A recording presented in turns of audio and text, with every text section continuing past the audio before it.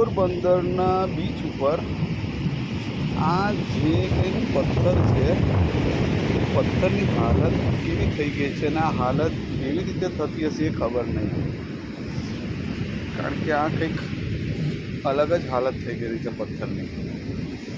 જેમ માટીનો ઢગલો કર્યો હોય અને ઉપર વરસાદ કે એવું કંઈ પડે અથવા પાણી પડે તો ઢગલાની જેવી હાલત થાય એવી રીતે આ પથ્થરની હાલત થઈ ગઈ છે. પથ્થર કોતરાઈ ગયા છે. આવું કેવી રીતે બની શકે એ આપણને કોઈ જ આઈડિયા નથી. જે તજજ્ઞો વિશેષજ્ઞો જે હશે એમને ખબર પડતી હશે, પણ આ પથ્થરની આવી હાલત થતાં ઘણા વર્ષો વીતી જતા હશે મને એવું લાગે છે. કારણ કે પથ્થરને આવી રીતે પાણીથી કોતરાઈ જાય, તૂટી જાય, આવી જે દશા થાય એ મને એવું લાગે છે કે કંઈ વર્ષ 2 વર્ષ કે 5 વર્ષનું કામ લાગતું નથી.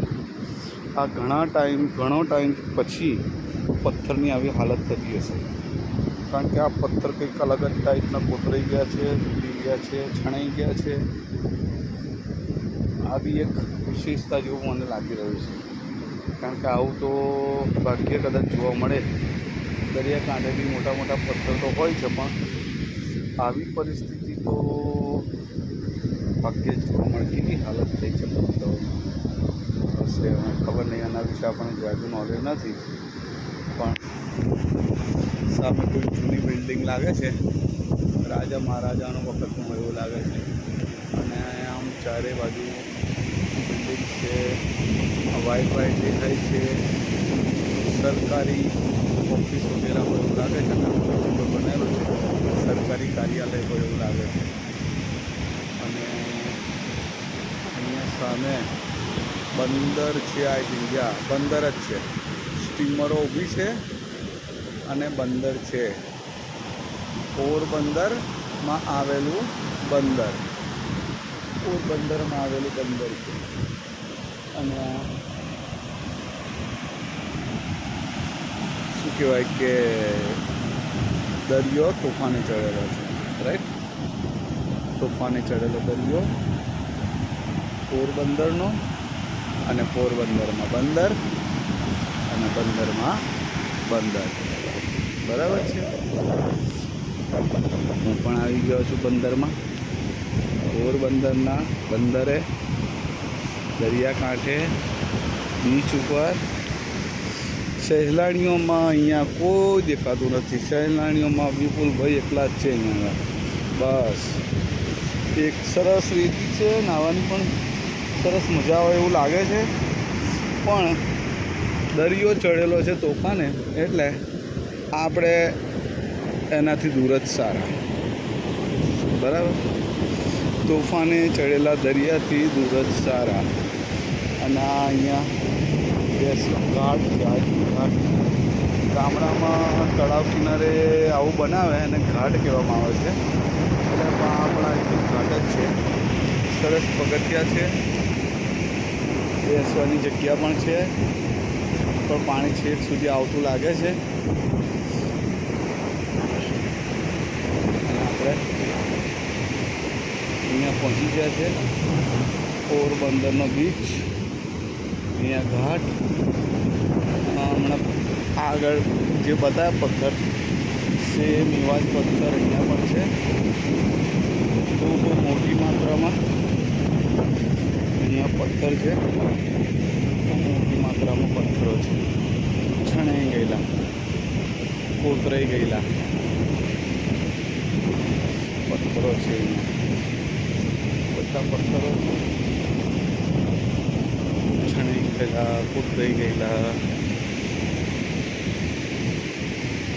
અહીંયા આગળ બી છે પથ્થર, પણ એમાં આપણે જઈશું નહીં, કારણ કે પાણી છેક આવી રહ્યું છે ઉપર, એટલે ત્યાં જવું આપણા માટે હિતવાહક નથી. આવ્યો છેક પગ સુધી પાણી આવે છે, એટલે આપણે ત્યાં જવું નથી.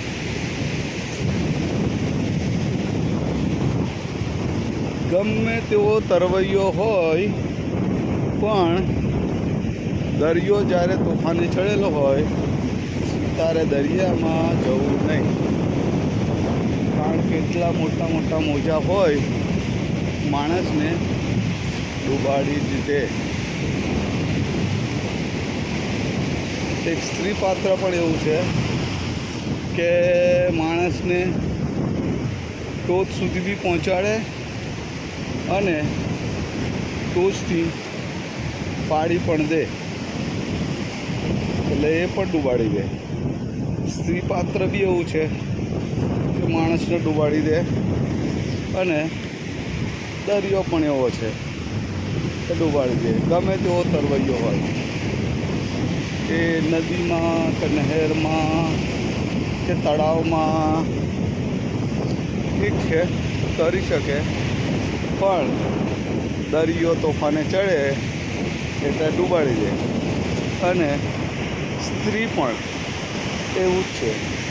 સ્ત્રી પણ સારી હોય આપણા માટે ત્યાં સુધી સારી, પણ જો તોફાને ચડી તો એ પણ આપણને ડૂબાડી દે.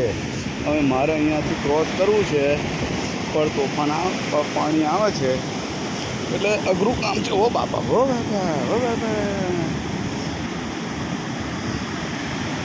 અહીંથી જવું, આ પથ્થરની સાઈડમાંથી મારે જવું છે, પણ જતો રહેવા દે, જતો રહેવા દે, જતો રહેવા દે, જતો રહેવા દે. હા હા હા, અઘરું કામ છે. પાણી છેક આવે છે એટલે દરિયો પણ ડૂબાડે, સ્ત્રી પણ ડૂબાડે. આ સરકારી બિલ્ડિંગ છે, જે પણ કાર્યાલય છે એનું આપણને નામ નથી ખબર. અને આ પથ્થર છે, છણાઈ ગયેલા, કૂતરાઈ ગયેલા, જે કહે છે એના વિશે વધારે શબ્દો આપણને ખ્યાલ નથી. અને અહીં આગળ કચરો પણ તણાઈને આવેલો છે.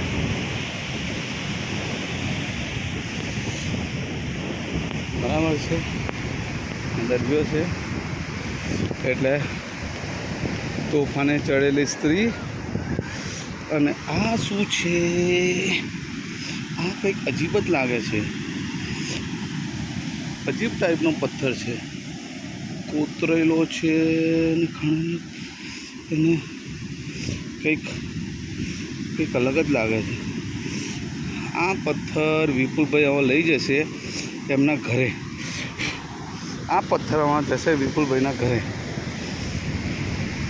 કારણ કે આમાં મને કંઈક અલગ જ વસ્તુ દેખાઈ રહી છે. કંઈક ખબર નહીં પડતી શું છે, પણ કંઈક તો છે. એટલે આ વિપુલભાઈ લઈ જશે એમના ઘરે. અને આ છણાઈ ગયેલા પથ્થરો છે, છણાઈ ગયેલા, તૂટી ગયેલા,